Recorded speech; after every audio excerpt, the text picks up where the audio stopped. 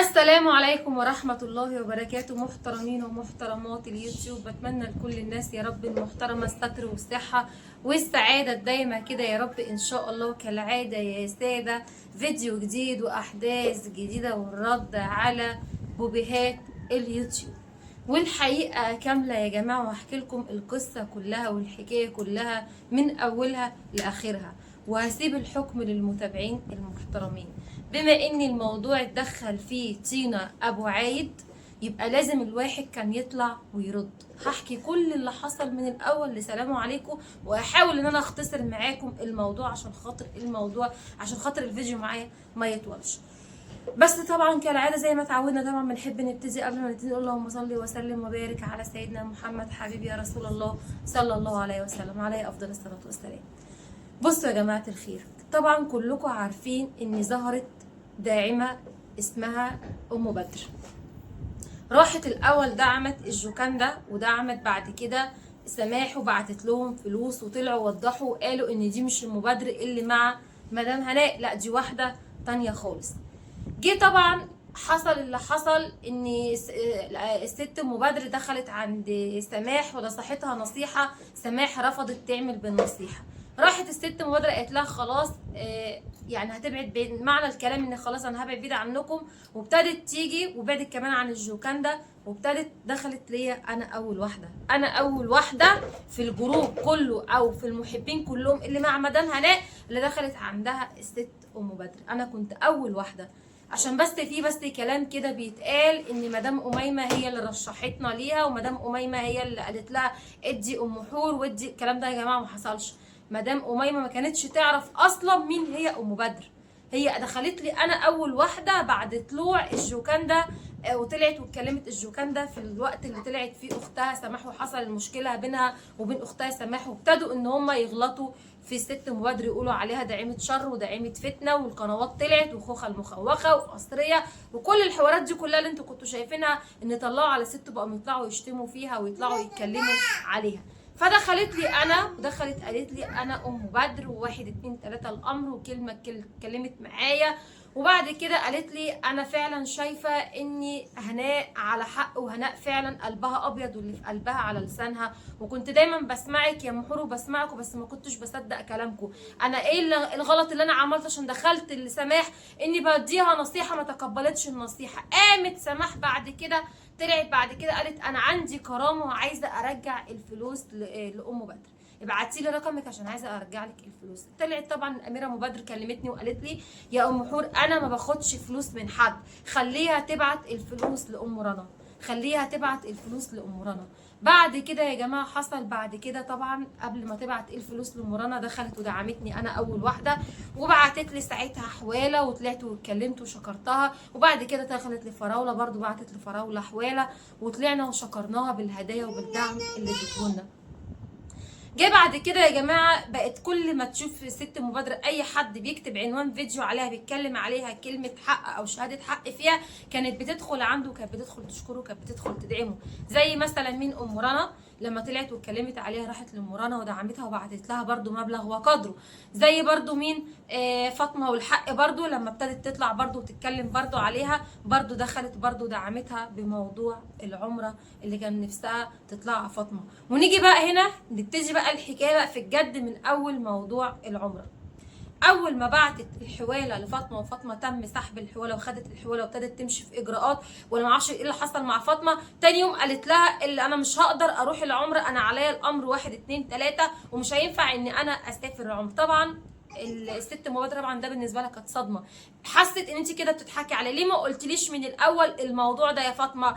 استوري عليا ومش استوري عليا والقصه دي كلها. فبعد كده راحت اتصلت عليا او بعتت لي فويس الست ام بدر. انا المفروض والله بجد اني كنت جبت مصحف على كل كلمه انا بقولها، عشان بجد انا بحكي الحق. المهم يا جماعه الخير، اتصلت عليا قالت لي محمد جوزك فين؟ محمد جوزك عندك؟ كان في اليوم ده محمد جوزك كان اجازه. يا محمد تعالى الست مبادره عايزاك. راحت اتواصلت معاه قالت له هو ينفع ان لو في حد عليه قضيه؟ ده الست مبادره بتقول لي محمد كده ينفع في حد لو عليه قضيه او عليه حكم ينفع ان هو يطلع عمره محمد؟ قال لها لا ما ينفعش. وبرده عشان اتاكد لك هسالك محامي وهقول لك اذا كان ينفع ولا ما ينفعش. برده محمد يكون برده في مصداقيه ويكون فعلا الكلام فعلا على حق فعلا وعلى صح. طبعا يا جماعه محمد ابتدى ان هو يتدخل في الكلام، لقينا طبعا تاني بتبعت له تاني قال لها انا كده فهمت او انت بتتكلمي على مين، فقالت له راحت اتكلمت وقالت على اللي اسمها فاطمه بعد ما طلعنا وفرحنا وزغرطنا وقعدنا فتحنا لها لايف وقعدنا نسقف لها ونهيص لها انها طالعه عمره. كلنا كنا فرحانين ان فاطمه طالعه عمره، انا عملت فيديو عملت لايف ان فاطمه طالعه عمره وكنت فرحانه جدا جدا لفاطمه من كل قلبي. جه طبعا يا جماعه اللي حصل، الست لما حست بحاجه زي كده قالت ايه؟ قالت لا خلاص انا مش عايزه فاطمه تطلع. ده الكلام فعلا اتقال عشان دي شهاده حق. قالت انا فاطمه تطلع ما تطلعش خلاص، انا الفلوس طلعتها بنيه عمره لمرات ابني ديانا الله يرحمها، ربنا يا رب يرحمها ويجعل مأسواها الجنه. قالت خلاص مش هيهمني بعد كده تطلع ولا ما تطلعش.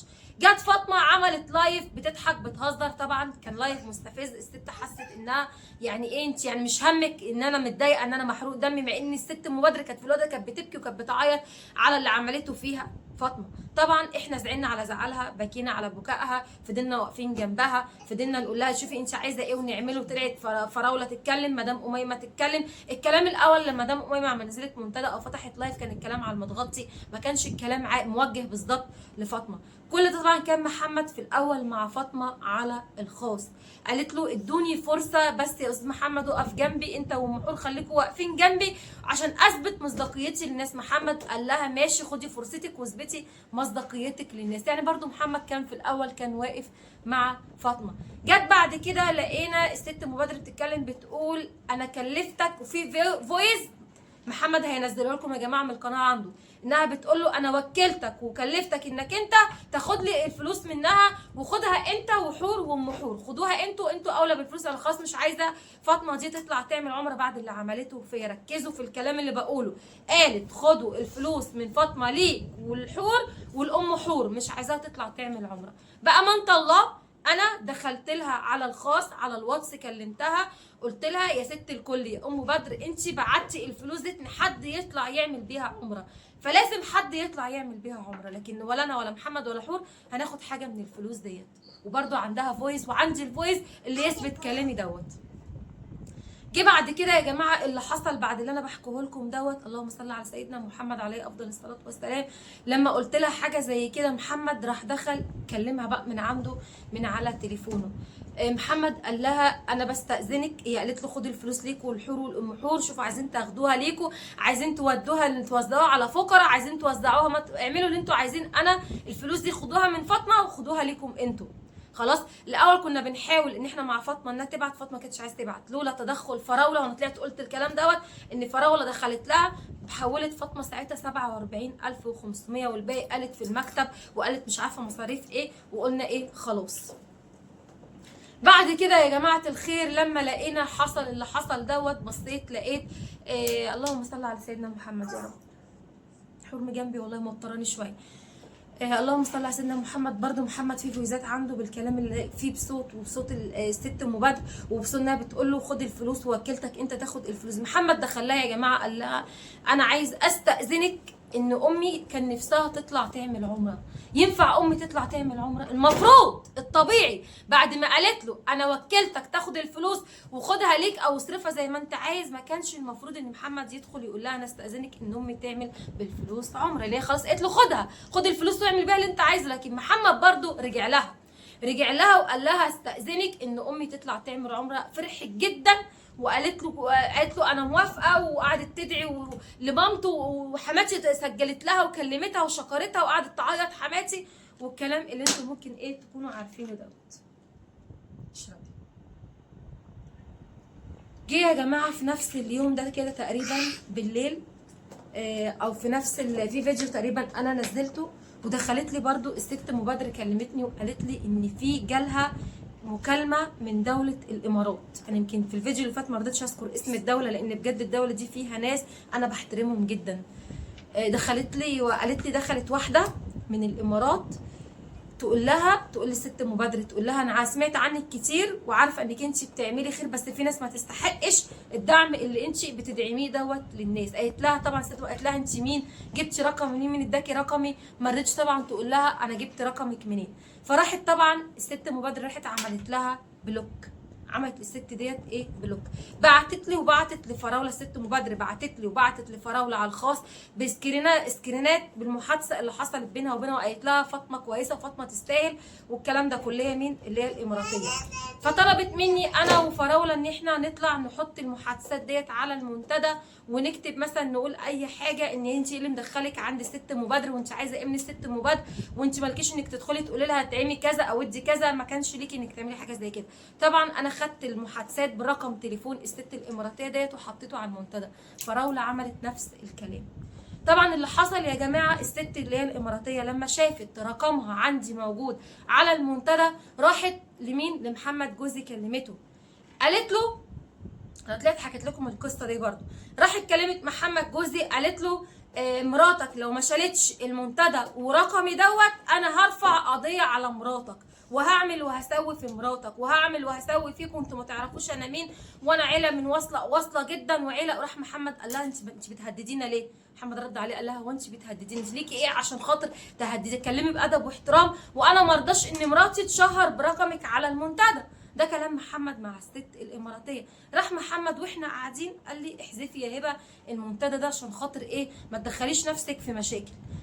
فراح بعد كده يا جماعه طبعا انا بحسن نيه قلت لمحمد واحنا بنكلم الست مبادره بالليل، مش عارفه الساعه كانت 10 11 12 بنكلمها، كنت عامله فيديو انا ووالدتي، ودخلت طبعا وقالت لنا شكرا وعلى كلمه الحق وشكرتنا. فبعد كده اللي حصل قلت لمحمد احكي لها يا محمد عشان خاطر تبقى عارفه ان في واحده من الجماعه اياهم، لانها تقريبا كده من طرف سماح ومنى والناس ديت، وبتقول رحت قلت لمحمد احكي للست مبادره يا محمد كل حاجه، قول لها ما تخبيش عليها حاجه.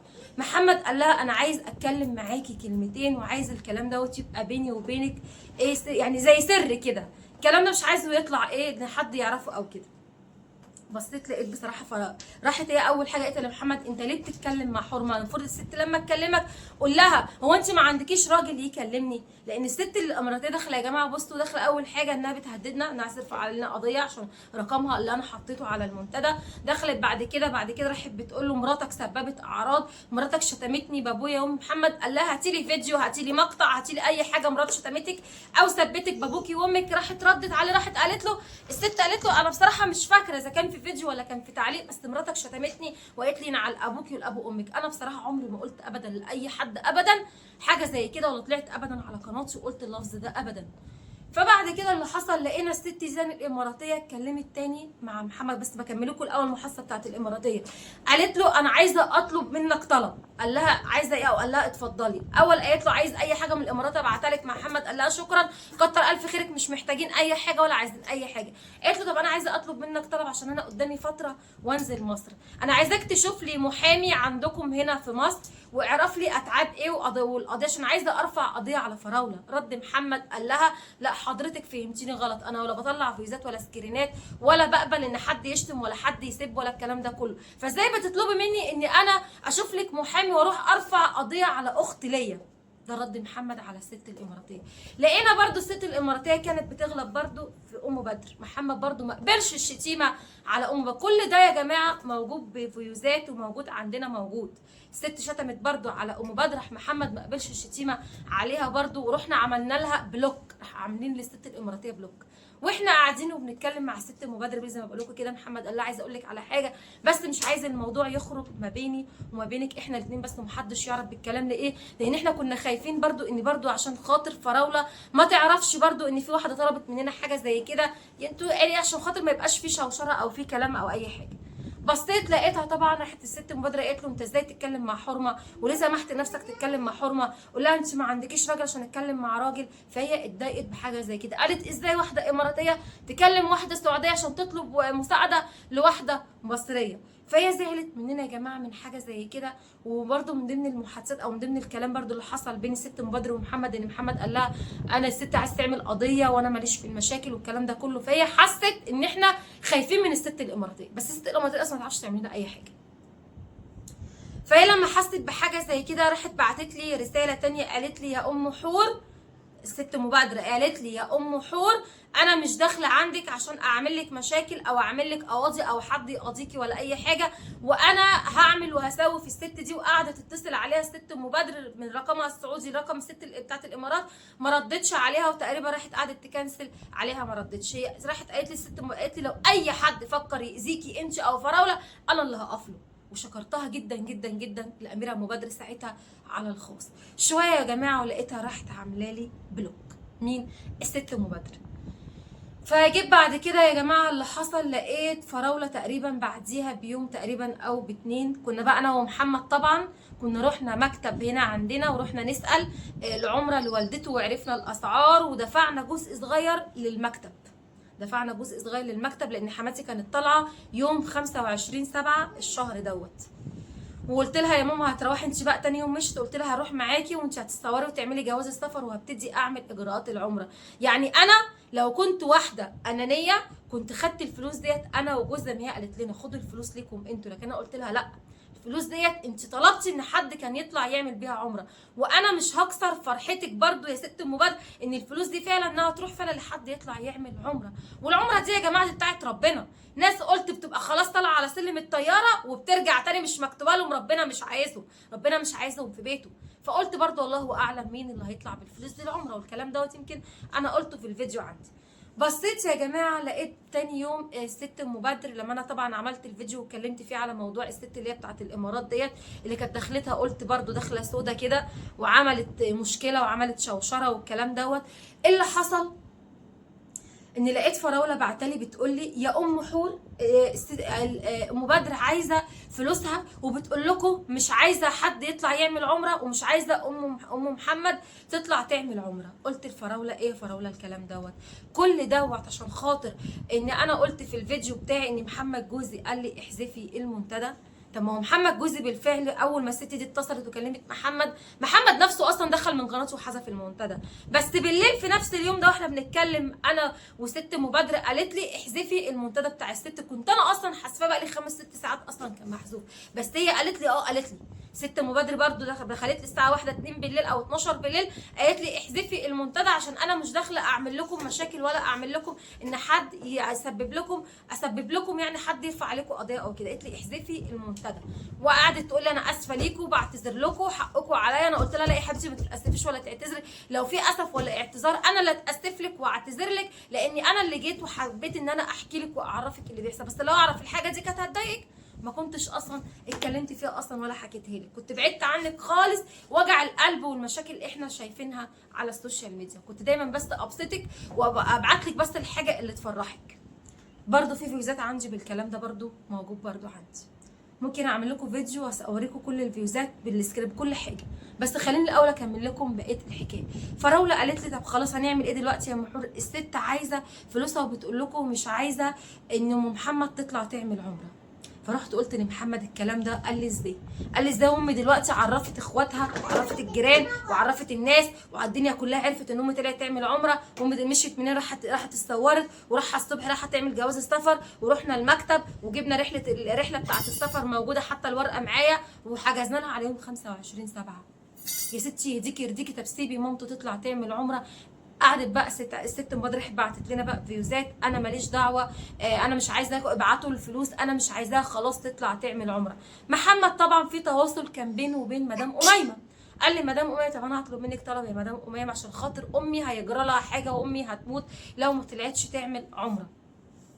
انا ممكن الفلوس ديت انا هسدها، هبعت كل شهر ليكي يا مدام انت او فراوله، هبعت كل شهر مثلا جزء من مرتبي لحد ما الفلوس تتجمع بس عشان خاطر اطلع امي تعمل عمره. طبعا مدام قالت له يا محمد هي مش هتقبل ابدا بالكلام دوت اللي انت بتقوله. راحت طبعا الله اعلم بقى الكلام وصل للست ام بدر، طبعا الكلام وصل لها، راحت بعت لنا فويس بقى بشتيمه بدعاء علينا بدعاء على والده محمد. الفويس برده موجود يا جماعه، انا هعرض برده لو عايزين برده هعرض الفويس ده هعرضه. وراحت بعد كده رحت انا بصراحه لما لقيتها بتشتمنا من غير ما نعمل لها اي حاجه رحت انا بامانه الله رحت اللي عملت بلوك. هي اصلا عامله لي بلوك، هي كانت بتفتح البلوك تبعت الرسائل وتقفل البلوك. فانا لما لقيت الموضوع بصراحه هيوصل لاهانه والشتيمه والدعاء وكده رحت عملت بلوك للست ام بدر. ابتدت بقى كل شويه تبعت مثلا تتكلم فراوله تكلمني، مدام اميمه تكلم محمد، ابعتوا الفلوس ابعتوا الفلوس. محمد اخر ما زهق، محمد كان عنده نيه بصراحه، كان هيحول الفلوس، كان هيبعت الفلوس، ولكن لما لقى ان ست مبادر بعت بتشتمه وبتقول له يا كلب ويا حقير وانت مش عارف انت ايه. والله الفويس موجود يا جماعه، ثانيه واحده ممكن اجيب لكم، ثانيه واحده هجيب لكم الفويس هعرضه. بعتذر يا جماعه المقاطعه، بس بجيب الموبايل عشان اسمعكم الفويس اللي هي بعتته لنا الاخير. يا ام حور، وانت يا سيد يلي اسمك ابو حور، والله طلعت اكبر نصاب. انا اعرف الحريم ممكن ينصبوا، بس رجال ينصبوا هذه اخر حاجه اعرفها. انت بتقول امك حتموت، انا ايش دخلي اذا امك تموت ولا تعيش؟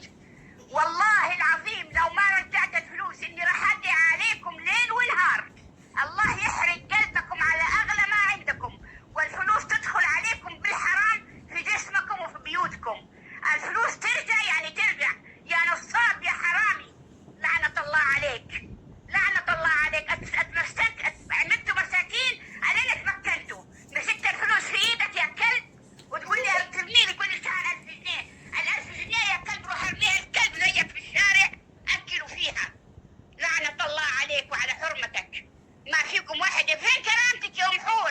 فين الكرامة اللي كنت سمعتوا يا جماعه الخير؟ سمعتوا؟ طبعا ده هي طلعت وقالت ودعت علينا. انا لحد امبارح كنت بدعي لها وهفضل برضو هدعي لها، لان انا قلت مرارا وتكرارا ام حور ما بتعضش ابدا ايدي اتمدت لها. هي كانت الست مبادر متوقعه اني انا هطلع وهسيء زي ما طلعت اساءت فلانه وعلانه وترتانه وطلعوا اساءوا ليها، لكن انا غير كل دول. انا هفضل دايما، لان ربنا بيقول ايه؟ لا تنسوا الفضل بينكم. انا هفضل دايما عشان خاطر دخلت ودعمتني وبعتت لي وفرحتني واسعدتني، هفضل برضو هدعي لك يا ست الكل يا ام بدر، هفضل ادعي لك. شوف انت برضو يعني انت رحتي كنت عايزه فراوله او مدام اميمه يطلعوا ويتكلموا في الموضوع، بس احنا ما غلطناش. احنا اذا ايه اللي احنا غلط اللي احنا عملناه؟ لا طلعنا اسأنا ليكي ولا طلعنا غلطنا فيكي ولا طلعنا، بالعكس انا بطلع برضو بدعي لك وبطلع برضو بشكر فيك وبطلع اقول كتر الف خير على اللي عملته معايا. ما طلعتش عملت زي اي قناه من القنوات اللي هم اساءوا ليكي. فانت اهو دخلتي ورحتي عند تينا ابو عايد عشان خاطر تينا تطلع وتشتمنا وتطلع تعمل وتسوي. دينا اعلى مفخلك اركبيه يا تينا يا ابو عايد، اعلى مفخلك اركبيه. اطلعي قولي علينا نصابين، اطلعي قولي علينا حراميه، اطلعي قولي علينا تستعمليه. انت هتموتي عشان تاخدي الفلوس. انت بتقولي انتوا هتبقوا محتويه. هو انت كنت لسه قبليها بيوم يا تينا يا ابو عايد، انت قبليها بيوم عشان كنت عايزه تكسبي او تاخدي الدعيمه ليكي، كنت طالعه بتدافعي عني انا وجوزي قصاد اللي هي صاحبتك اللي اسمها دودو شو. كنت طالعه بتقولي ازاي انها بتقول كده على الاستاذ محمد، او بتقول كده على محمد الكلمه اللي بتقولها، وان ازاي مش عارف زوجته ايه اللي احلى من زوجته. انت كنت طالعه بتدافعي عننا عشان كنت عارفه ان الست بتدعمنا والست بتحبنا. انت حبيتي انك تاخدي الست كده دي بتتكلم وبتحب ام حور وابو حور، انا هطلع هدافع عليهم يمكن ينطني من الحب جانب. واول حاجه طبعا طلعتي وقلتيها في اللايف ونطقتيها وقلتي ان انا عايزه مكيف. دخلت لك الست مبادره قالت لك سعر المكيف كام؟ قلت لها 80,000 جنيه سعر المكيف. عرفتوا مين يا جماعه اللي بيطلع يشحت يا جماعه في اللايفات وبيطلب وبيقول انا عايز؟ فيا تينا يا ابو عايد اللي بتقولي ان انتوا هتبقوا محتويه الفتره اللي جايه، وان انتوا رجعوا الفلوس يا نصابين ورجعوا الفلوس يا حراميه. احنا ما نصبناش على الست، ما استغلناش الست، ما عملناش اي حاجه. الموضوع دلوقتي يا جماعه محمد لجأ دلوقتي للازهر الشريف لدار الافتاء، بعت الموضوع كله لدار الافتاء. احنا دلوقتي منتظرين نشوف اهل الدين هيقولوا ايه. لكن موضوع العمره وقف دلوقتي. موضوع العمره المفروض ان حماتي كانت ماشيه يوم 25/7، احنا وقفنا كل حاجه لحد ما نشوف الدين، راي الدين واهل الدين هيقولوا ايه في الموضوع دوت. لان احنا مش لعبه، لان احنا مش كوره حد عمال بيحرك فينا.